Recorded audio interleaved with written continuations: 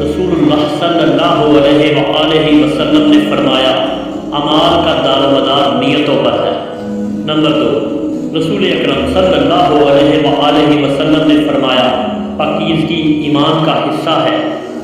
Number 3، رسول اکرم صلی اللہ علیہ وآلہ وسلم نے فرمایا مومن ناپاک نہیں ہوتا۔ نمبر 4، آپ صلی اللہ علیہ وآلہ وسلم نے فرمایا اپنے قریب المرء لوگوں کو لا الہ الا اللہ کی تلقین کرو۔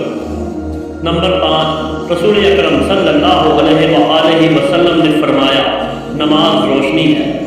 نمبر 6، رسول اکرم صلی اللہ علیہ وآلہ وسلم نے فرمایا تم میں سے سب سے زیادہ بہتر وہ ہے جو قرآن پڑھتا اور پڑھاتا ہے۔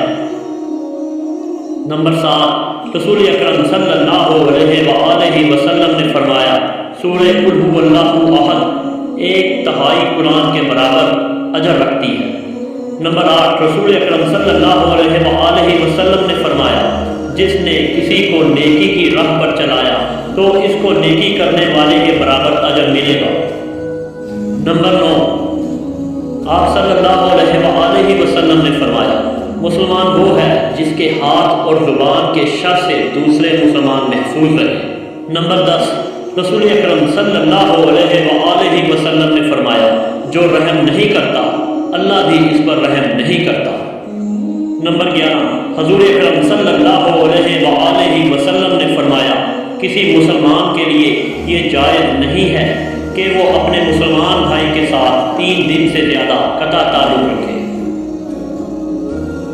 نمبر 12، جو کسی مسلمان کے عیب کو چھپائے اللہ تعالیٰ قیامت کے دن اس کے عیب کو چھپائے گا۔